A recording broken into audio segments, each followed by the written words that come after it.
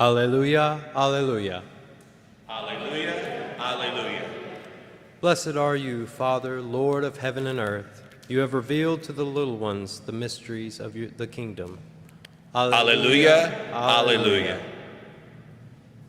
The Lord be with you. A reading from the Holy Gospel according to Matthew.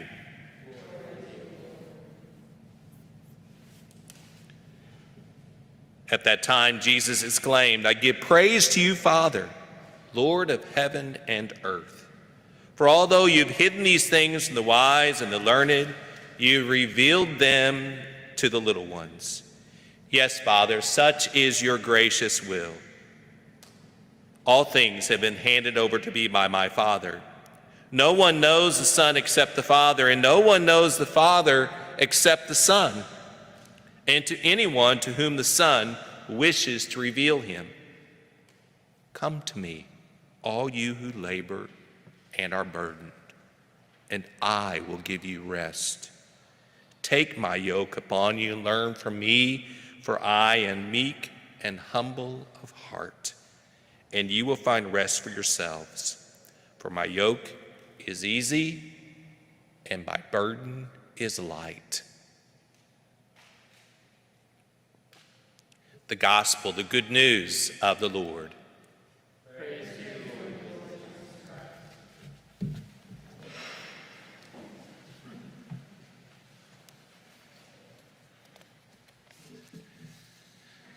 There was an avid hiker who was out for a Saturday afternoon hike. He was hiking near his house to the rock quarry that led to the lake. On the trail was a father and a young daughter having a very serious heart-to-heart discussion. She was tired. She wanted to go home, and she was begging her daddy to carry her bucket of rocks. Evidently, they'd been hiking for quite some time. She was picking up rocks and putting them in her little lime green sand bucket that she was carrying along on the hike. But she was tired, cranky, and wanted to go home. She didn't want to walk anymore, and she didn't want to carry a bucket anymore. And so she was asking her dad, please, Daddy, please carry my bucket for me. He was telling her no, and she was insisting. He could see that she was tired, but he could also see something that she could not see. So he knelt down as if he were going to tell her a special secret, and he was whispering in her ear. And I could hear what he was saying. And so he picked her up along with the bucket that she was carrying and put her on his shoulders.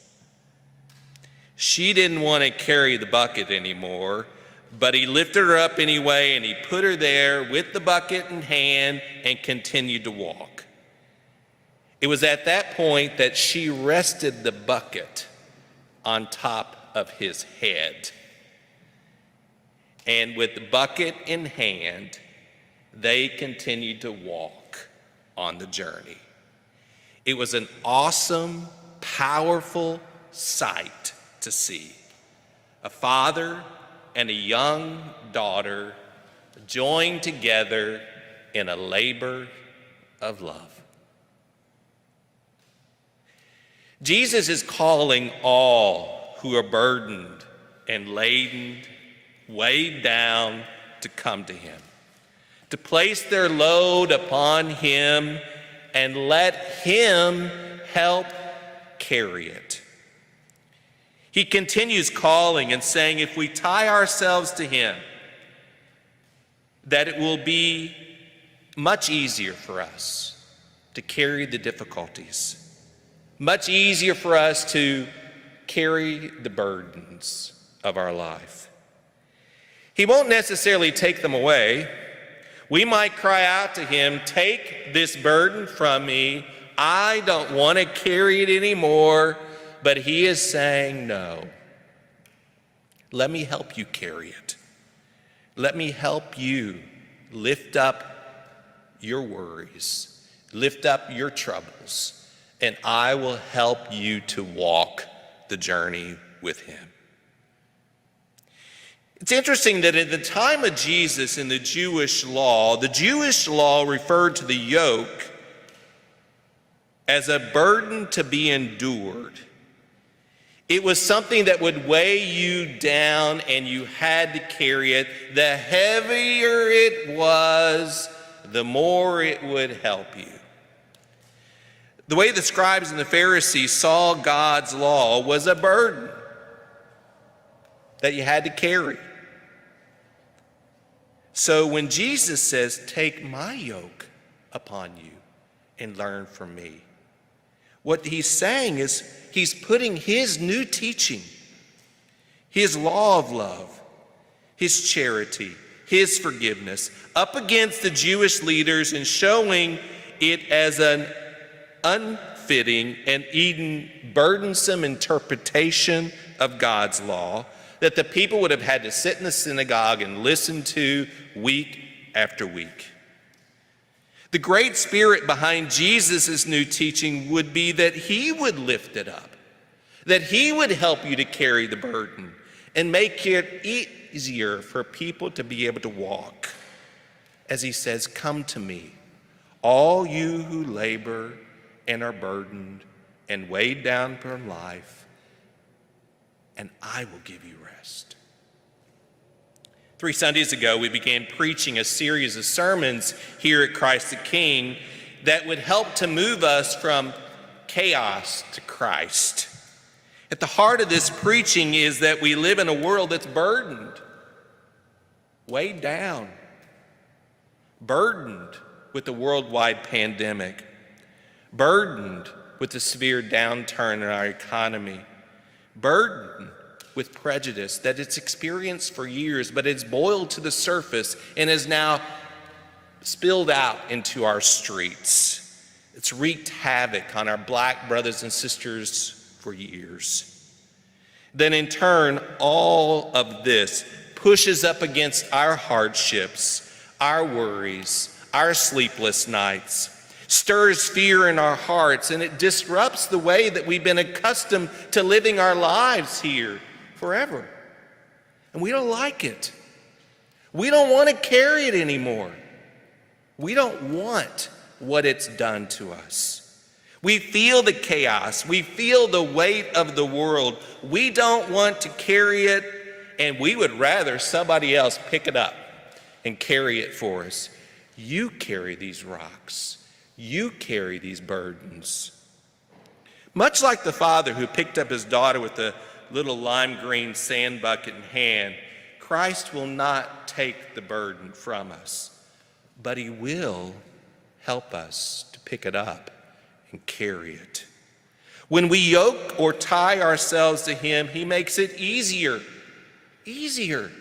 for us to walk this journey with him. He makes our family stronger. He makes our marriages happier. He brings healing to the injustices that we see. He brings forgiveness to the wars that we've experienced. He helps our youth to be more yielding to him. But he needs our help as we yoke ourselves to him, as we tie our lives to him. He will help to pick us up and carry the burdens that we experience in this world, in our lives. But this will only happen when we're willing to work together with him and let him help us to carry them on the journey.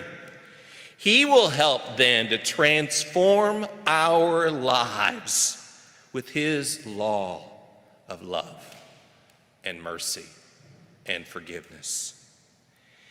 Here are some simple ways from my life of how Christ helped me to carry some of the burdens of our world this past week. I was at the drive-thru at the local McDonald's here on North Main Street.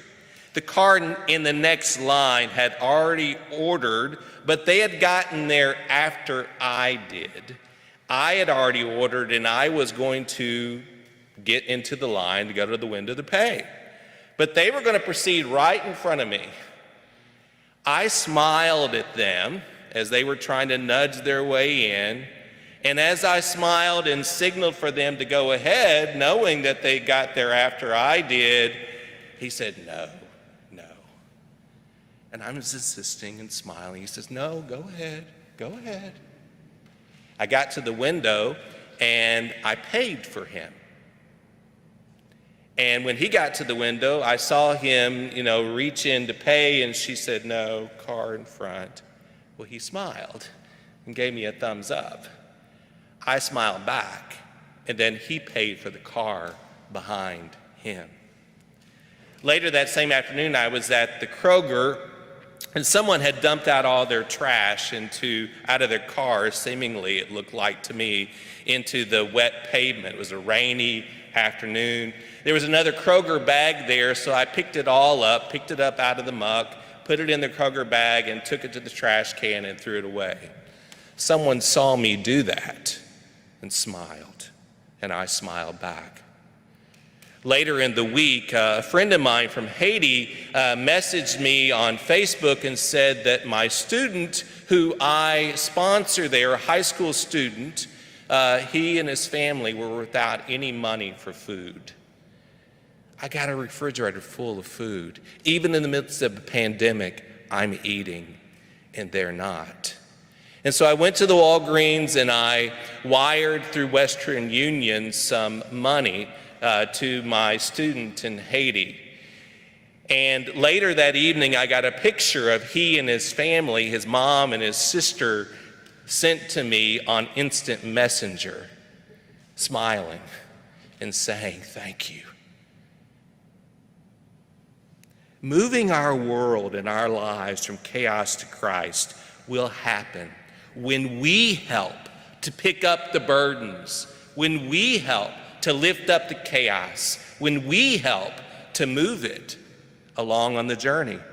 Christ will not take it away, but he will help us to pick it up and to carry it with him. This week, what I want to ask that you do is you help Christ to carry the burdens of life and lift up some of the chaos, some of the hurt, some of the worry, some of the burdens that others are experiencing in life, even your own, and let Christ help you to carry it. Look for the simple things that you can do to help another, to help somebody just to smile, to help somebody to experience some joy, to help somebody to laugh. Because when we smile and experience joy and laugh, we're transforming the world, even in the midst of its burden, even in the midst of its hardship. Then I wanted to ask you to do something else. Take it one step further.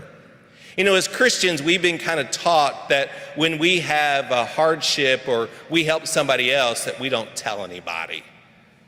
I want you to tell somebody. I want you to share the good news of what you've done with another.